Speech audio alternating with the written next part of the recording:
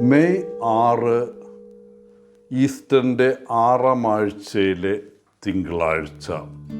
യോഹന്നാൻ 15-ാം അധ്യായം 26 മുതൽ 16-ാം അധ്യായം 4 വരെ വാക്യങ്ങൾ.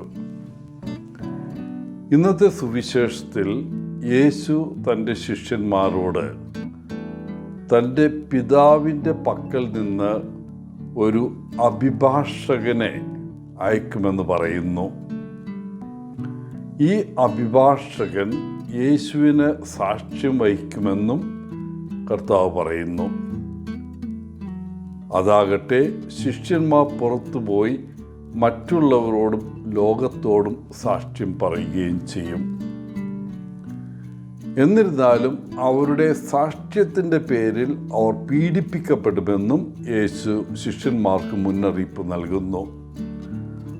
അവരും സിനഗോഗുകളിൽ നിന്ന് പുറത്താക്കപ്പെടും. അവർ കൊല്ലപ്പെടുക പോലും ചെയ്തേക്കാം.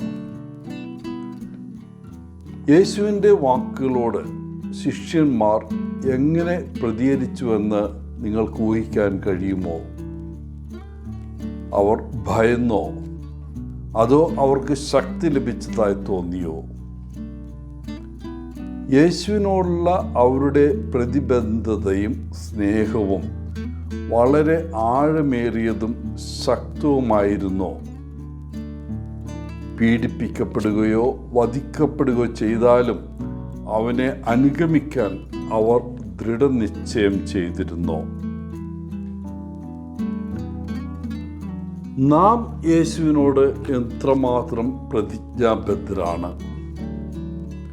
യേശുവിൻ്റെ കാൽ ചുവടുകൾ പിന്തുടരാൻ നാം തീരുമാനിക്കുകയാണെങ്കിൽ മറ്റുള്ളവരുടെ വിമർശനം, ന്യായവിധി അല്ലെങ്കിൽ ഒരുപക്ഷെ ഏതെങ്കിലും തരത്തിലുള്ള പീഡനം ഏൽക്കാൻ നമ്മൾ തയ്യാറാകേണ്ടി വരും.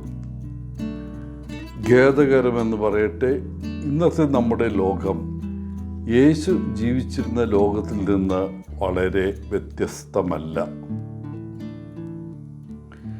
യേശുവിൻ്റെ കാൽച്ചുവടുകൾ പിന്തുടരാൻ നാം ആഗ്രഹിക്കുന്നെങ്കിൽ നമ്മുടെ ജീവിതത്തിലും നമ്മുടെ ലോകത്തുമുള്ള സദ്വാർത്ത ശ്രദ്ധിക്കാൻ ഇന്ന് നമുക്ക് പരിശ്രമിക്കാം.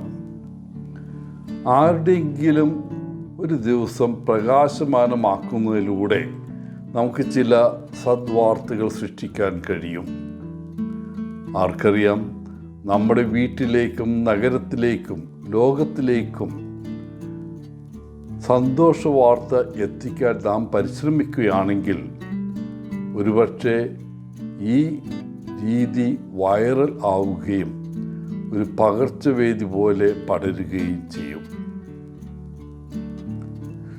യേശു മിശിഹായെയും അവൻ്റെ അവതാരത്തെയും അവൻ്റെ മരണം, പുനരുദ്ധാനം, ഉയർപ്പ് എന്നിവയെക്കുറിച്ചുള്ള സുവാർത്ത ഘോഷിക്കുകയാണ് വാസ്തവത്തിൽ സുവിശേഷീകരണം.